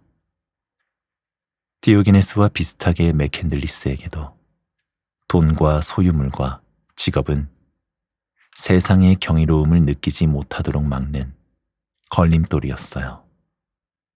참고로 맥캔들리스의 삶은 존 크라카우어의 책 야생 속으로의 주제로 다뤄졌답니다.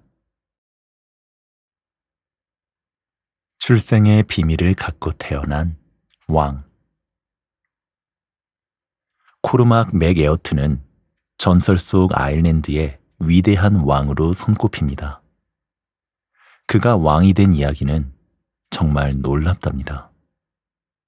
코르막의 아버지 아르트는 지고 왕을 결정짓는 전투에서 루가이드 메콘과 맞서게 되었어요.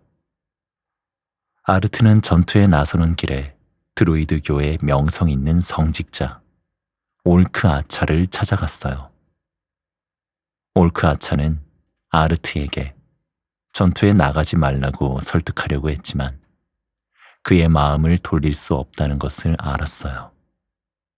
올크 아차는 아르트에게 혹시라도 전투에서 목숨을 잃을 경우 후계를 이을 자녀가 있는지 물었어요. 그때까지 아르트에게 자녀는 없었어요. 올크 아차는 자신의 딸 아차탄에게 아르트의 아들을 낳아 그의 후계자로 기르라고 말했어요. 아차탄은 아버지의 말을 따르기로 했죠. 올크 아차의 마법으로 아차탄은 순식간에 아르트의 아들을 임신했어요.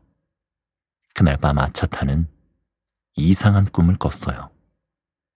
꿈에서 그녀의 머리가 잘려나가고 잘린 목에서 거대한 참나무가 불쑥 자라났어요. 참나무 가지는 아일랜드 전체로 뻗어나갔어요. 아차탄은 아르트에게 자신이 꾼 꿈을 이야기했어요. 아르트는 꿈의 의미를 바로 이해하고 이렇게 말했어요. 그대의 머리가 잘려나간 것은 내가 전투에서 살아남지 못한다는 뜻이요. 하지만 아일랜드 곳곳으로 가지를 뻗은 나무는 당신이 낳을 우리 아들을 의미하고 그 아이는 자라서 장차 위대한 왕이 될 거요. 다음날 아르트는 전투에서 루가이드와 맞서 싸우다가 목숨을 잃고 말았어요. 아르트가 죽자 올크 아차는 뱃속에 있는 딸의 아이를 보호하기 위해 아이를 애워싸는 5개의 원을 그렸어요. 원은 늑대, 부상, 물, 불, 마법으로부터 아이를 안전하게 지켜줄 거예요. 아차타는 루가이드가 아직 태어나지 않은 아이와 자신의 목숨을 노릴 것이 두려워서 황야로 피신했어요. 그곳에서 아들을 낳아 이름을 코르막 맥에어트라고 지었죠. 출산을 하고 기진맥진한 아차타는 깊은 잠에 빠졌어요. 그런데 잠든 사이에 암컷 늑대가 코르막을 훔쳐 동굴로 데려갔어요. 코르막은 그곳에서 늑대 젖을 먹으며 자랐어요. 아이를 잃은 아차타는 큰 슬픔에 빠졌죠. 그렇게 1년이 지나 한 사냥꾼이 동굴에 들어가게 되었어요. 그곳에서 늑대와 노는 사내 아이를 발견했어요. 아이가 누구인지 알아본 사냥꾼은 코르막을 아차탄에게 데려다 줬어요. 아차탄은 코르막을 데리고 안전한 곳을 찾아 얼스터 지방의 피아크나케 산을 향해 떠났어요. 산을 넘는 도중에 아차탄은 늑대 무리를 만났어요. 코르막이 자기들 무리에 속한다고 믿은 늑대들이 아이를 찾아 그곳까지 뒤쫓아온 거였죠. 늑대들은 아차탄과 코르막을 애워쌌어요. 그때 어디에선가 흰말대가 나타나 아차탄과 코르막을 피아크나케 산까지 안전하게 바래다 주었어요. 시간이 흘러 청년으로 성장한 코르막은 어느 날 타라 마을을 향해 길을 떠나게 되었어요. 도중에 깊은 절망에 빠진 한 여인을 만나게 되었어요. 코르막은 여인에게 왜 그렇게 속상해하냐고 물었어요. 여인은 자기가 기르던 양들이 옷감을 물들이는 데 사용되는 여왕의 작물을 뜯어 먹었다고 했어요. 그래서 루가이드 왕이 양을 모조리 여왕에게 넘기라는 판결을 내렸다는 거예요. 루가이드의 판결을 이해할 수 없는 코르막이 말했어요. 받은 만큼 돌려주면 되죠. 양이 뜯어먹는 작물이 얼마나 되는지 모르지만 그만큼의 양털을 깎아 돌려주는 것이 더 공정한 판결이 될 겁니다. 코르막의 말은 삽시간에 널리 퍼졌고 루가이드도 그 소문을 들었어요. 루가이드는 코르막이 진정한 왕임을 인정하고 그에게 왕좌를 내주었어요. 코르막이 왕이 되고 아일랜드는 안정을 되찾았죠. 아일랜드에 그런 태평성대는 없었죠. 나무가 울창한 숲을 이루고 강에는 물고기가 마음껏 헤엄치고 놀았어요. 군인은 칼과 방패를 집을 필요가 없었고 사람들은 세상과 조화를 이루며 살 수 있었죠. 모든 것이 코르막 맥에어트 왕의 정의로움, 다시 말해 진정한 통치자가 지녀야 할 지혜와 진실과 정의 덕분이었어요. 이 이야기는 존 모리아티가 쓴 아일랜드를 떠올리며의 내용을 바탕으로 한 것입니다. 진정한 공평함은 무지에서 출발한다. 모리아티는 코르막이 보여준 정의로움의 원천을 주목했어요. 늑대의 젖, 다시 말해 자연이 주는 양식을 먹고 드루이드교 성직자인 할아버지가 건 주문의 보호를 받으며 자랐기 때문에 코르막은 동물적인 지혜와 인간 왕으로서의 자질을 동시에 얻은 거예요. 공명정대하고 고귀한 품성으로 코르막은 아일랜드를 태평성대로 이끌었어요. 코르막의 이야기는 공정하고 건강한 사회를 만드는 좋은 예가 될 수 있어요. 미국의 철학자 존 롤스도 건강한 사회를 만드는 방법을 살펴보았어요. 롤스는 사람들에게 정의롭고 공정한 사회를 위한 규칙을 만드는 것을 도와달라고 부탁하는 실험을 만들었어요. 이 실험을 롤스는 무지의 베일이라고 불렀어요. 롤스는 다음과 같은 가상의 상황을 제시했어요. 여러분은 병원 침대에서 막 깨어났고 머리부터 발끝까지 붕대로 덮여 있어요. 자신이 남자인지 여자인지 젊은 사람인지 노인인지 부자인지 가난한지 어떤 인종이고 어떤 종교를 가지고 있는지 신체가 튼튼한지 약한지도 몰라요. 어떤 사회에 속하는지도 모르고 정부의 형태가 어떤 종류인지, 심지어 정부가 있는지도 몰라요. 나라 형편이 부유한 편인지 빈곤한 편인지, 아니면 지금이 문명사회인지 원시사회인지도 모르죠. 하지만 여러분은 이성적인 사람이에요. 정치 사상을 알고 돈과 자원을 다양한 방식으로 분배하는 방법도 알아요. 여러분이 이와 같은 가상의 상황에 있다면 공명정대한 사회를 세우기 위해 어떤 규칙을 만들어야 할까요? 모든 사람이 같은 권리를 가져야 할까요? 아니면 특정 사람이 다른 사람보다 더 많은 권리를 가져야 할까요? 이 중 어느 한쪽을 선택한다면 그 이유는 무엇인가요? 모든 사람이 같은 액수의 급여를 받아야 할까요? 아니면 어떤 사람은 다른 사람보다 더 많은 급여를 받아야 할까요? 사람들이 돈을 소유하는 것을 허용해야 할까요? 금지해야 할까요? 사유재산을 허용해도 될까요? 롤스는 너무 지나친 공상을 펼치고 싶지 않았어요. 공상이 지나치면 그의 실험은 공정한 사회를 위한 현실적인 길잡이가 되지 못할 것이라고 생각했어요. 그러나 모험적인 사고는 공상을 확장할 수 있게 해주죠. 이번에도 같은 병원 침대에서 깨어났다고 상상해 보세요. 전과 다른 게 있다면 오직 살아있다는 느낌만 가지고 있는 상태예요. 심지어 여러분은 자기가 인간인지 동물인지도 몰라요. 이런 상황이라면 공정한 사회를 만들기 위한 규칙으로 어떤 것들이 있을까요? 여러분은 어쩌면 암소일지도 몰라요. 그렇다면 사람들이 소고기를 먹는 것을 허용할 건가요? 즉, 롤스의 실험은 여러 사람이 모여 사회나 집단 등을 만들 때 현재 자신의 지위, 능력, 재능, 가치관 등을 모르는 무지의 상태에서 만드는 것이 가장 공정하다는 것을 보여줍니다. 무엇에도 흔들리지 않는 현명한 노인. 중국 변방의 어느 작은 마을에 한 노인이 살고 있었어요.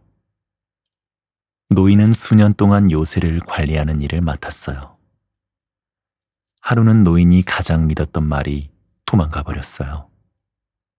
소식을 들은 이웃들이 노인을 찾아와 위로했죠.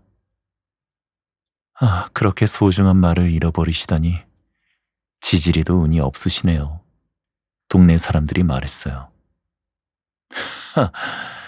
이게 운이 나쁜 일인지 어떻게 알겠나? 노인이 대꾸했어요. 다음날 아침 도망갔던 말이 멋진 야생마 4마리와 함께 돌아왔어요. 정말 엄청난 행운이네요. 동네 사람들이 소리쳤어요. 이게 행운인지 어떻게 알겠나? 노인이 말했어요. 다음날 노인의 아들이 야생마를 길들이려고 말에 올라탔어요. 그런데 말이 거칠게 저항하는 바람에 바닥으로 떨어져 다리가 부러지고 말았어요. 동네 사람들이 다시 노인을 찾아왔어요. 이번에는 노인을 동정하며 말했죠. 아드님 다리가 부러졌다면서요. 이런 불행이 어디 있나요? 불행한 일인지 어떻게 아나? 노인이 대답했어요. 이튿날 병사를 징집하기 위해 군인들이 마을을 찾아왔어요. 노인이 있는 요새를 방문했을 때 군인들은 노인의 아들이 다리가 부러진 것을 봤어요. 그래서 아들은 징집을 면하게 되었죠. 동네 사람들은 잘된 일이라며 노인을 축하했어요. 노인은 또 이렇게 말했죠. 이건 역시 좋은 일인지 어떻게 알겠나? 이 이야기는 중국 한나라 시대의 책 회남자에 실린 변방의 노인을 각색한 것입니다. 좋고 나쁨은 마음이 판단한다. 이 이야기는 겉으로 보면 변방의 요새에서 아들과 함께 살고 있는 노인에게 일어난 행운과 불운에 관한 내용이에요. 노인은 자기에게 일어난 일을 섣부르게 행운 또는 불운이라고 판단하지 않았어요. 반대로 동네 사람들은 성급하게 행운 또는 불운, 잘된 일 또는 나쁜 일이라고 규정했죠. 이 이야기는 사람들이 얼마나 빨리 성급한 판단을 내리는지 잘 보여주고 있어요. 변방의 노인을 통해 우리는 도덕 철학이 무엇인지 이해할 수 있어요. 도덕 철학은 인간의 행동을 선과 악으로 구분하는 잣대를 찾으려고 하는데, 이 이야기는 도덕적 판단을 할 때 서둘러서는 안 된다는 점을 암시해요. 일단 보편적으로 도덕 철학에서 제시하는 물음에는 다음과 같은 것들이 있어요. 착한 사람과 나쁜 사람은 무엇으로 구분할 수 있을까? 예를 들어 로빈 후드는 부자들로부터 물건을 훔쳤기 때문에 나쁜 사람일까요? 아니면 훔친 물건을 가난한 사람들에게 나눠주었기 때문에 착한 사람일까요? 인간의 행동을 옳다 그르다 판단하는 기준은 무엇일까? 다시 로빈 후드 이야기를 해볼까요?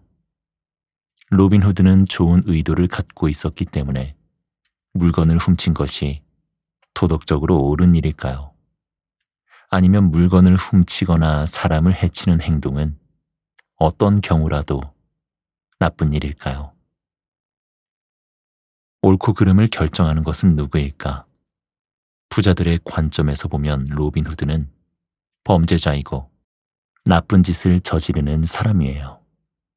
그러나 가난한 사람들이 보기에 로빈 후드는 영웅이고 옳은 일을 하는 사람이죠.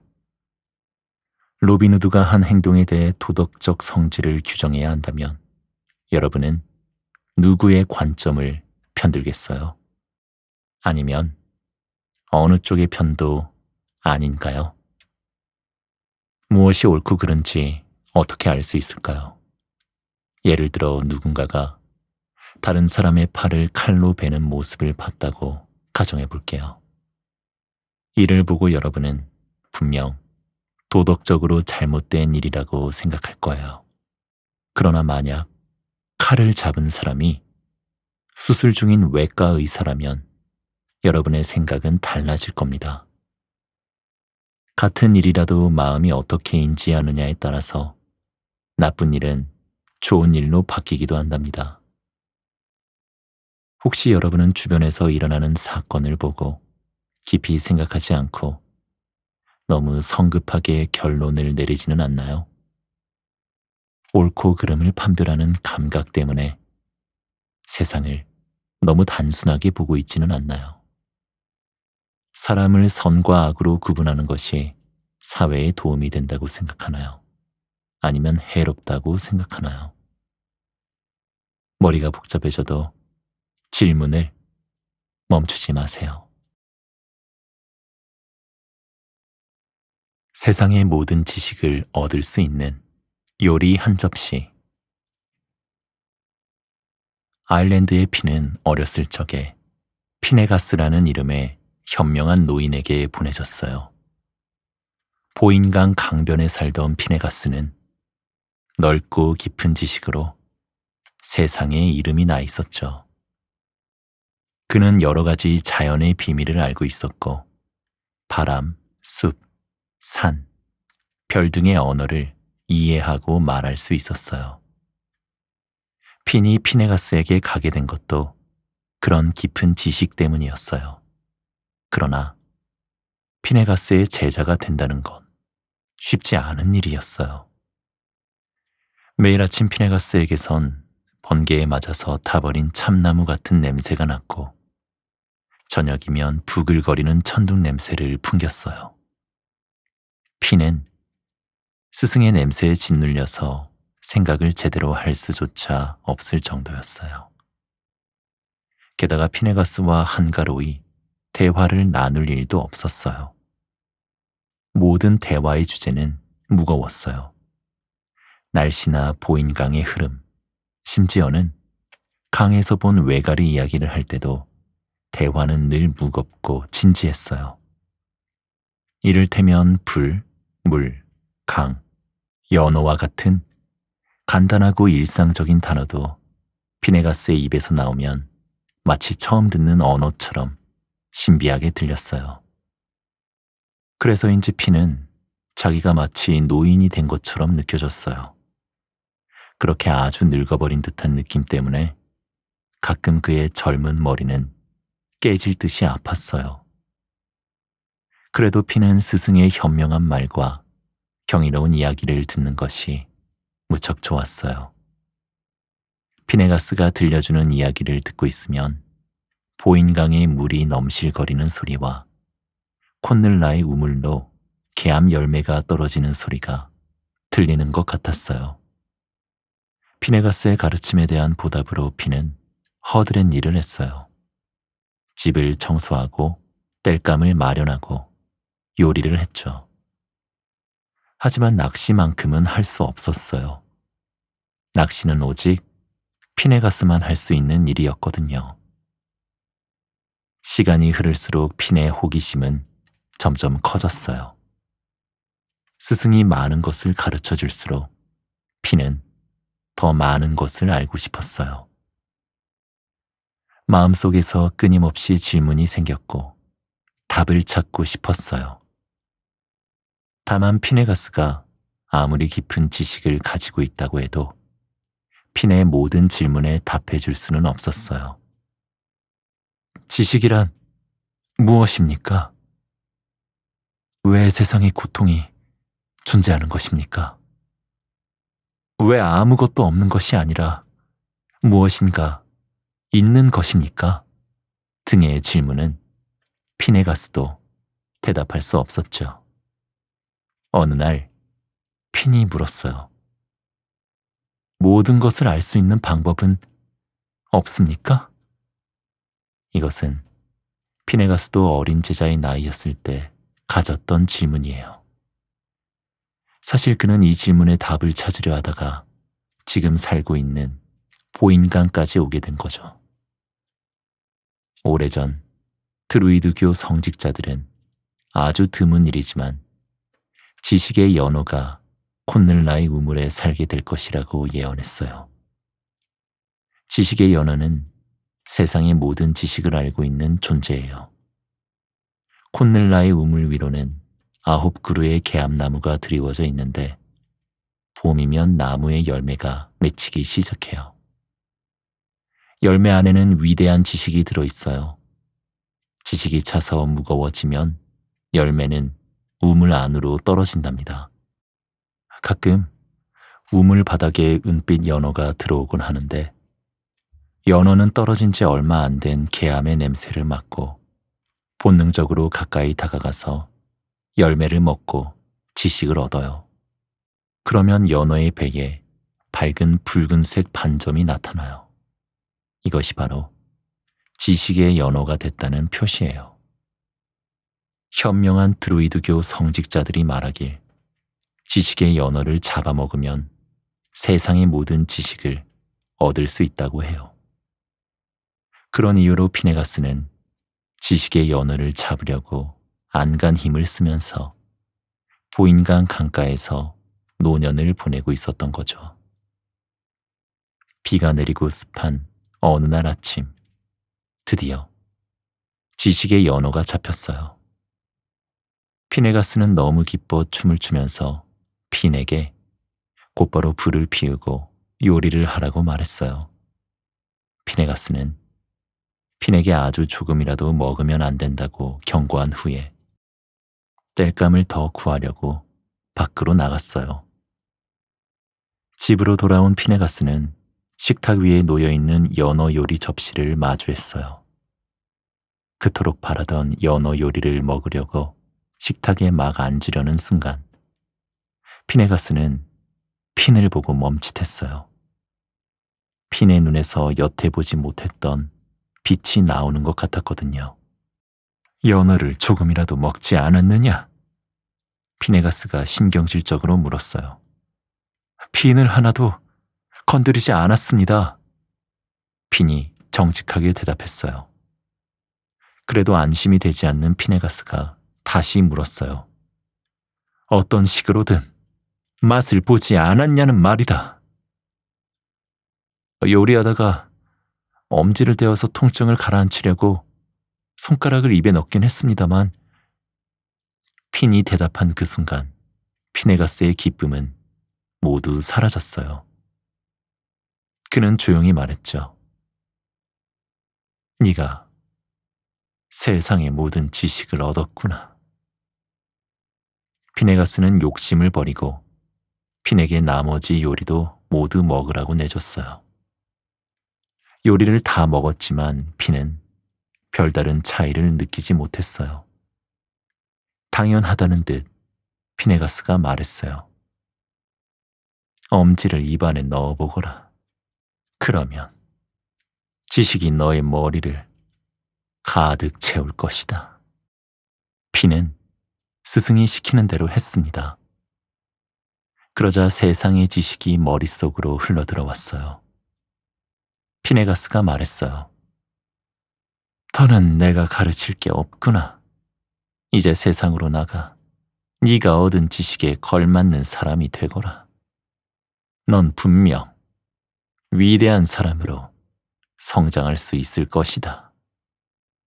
그렇게 핀은 피네가스와 작별하고 보인강을 떠나서 지혜로운 사람으로 성장했어요. 그리고 얼마 지나지 않아 아일랜드 피아노 기사단 역사상 가장 위대한 지도자가 되었어요. 이 이야기는 레이디 그레고리가 쓴 신과 전사들의 내용을 바탕으로 한 것입니다. 체험으로써 얻는가 혹은 비움으로써 얻는가. 이 이야기는 핀이 어떻게 위대한 지식을 얻었는지 말해주고 있습니다. 그러나 다음과 같은 질문에 대한 답은 주지 않아요. 지식이란 무엇인가? 지식과 지혜는 같은 것인가?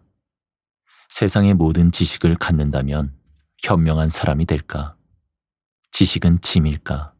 아니면 근심 걱정 없이 인생을 더 즐겁게 살 수 있게 도와주는 것일까? 마지막 질문은 로이스 로리의 소설 기억 전달자의 주인공인 12살 조너스와 연관지어 생각해 볼 수 있어요. 조너스는 고통을 없애기 위해 모든 사람과 사물을 항상 같은 상태로 만드는 미래 사회에서 살고 있어요. 조너스의 역할은 기억을 보유하는 것이에요. 기억을 보유한다는 것은 과거부터 이어진 모든 삶을 전부 다 안다는 의미예요. 이전 기억 보유자로부터 과거의 기억을 전달받자마자 조너스는 새로운 관념과 감정에 대처하기 위해 굉장히 노력해야 했어요. 기억과 지식을 얻고 그에 따른 책임을 진다는 건 어린 조너스가 감당하기에 너무 어렵고 무거운 짐이었죠. 그러나 아무리 지식이 무거운 짐이 된다 해도 자기 자신과 주변 세상에 대해 질문하고 또 알려고 노력하는 것은 중요하지 않을까요? 지식을 탐구하지 않는다면 우리는 몽유병 환자처럼 살면서 나 자신과 주변에 존재하는 경이로움을 알아보지 못할 거예요.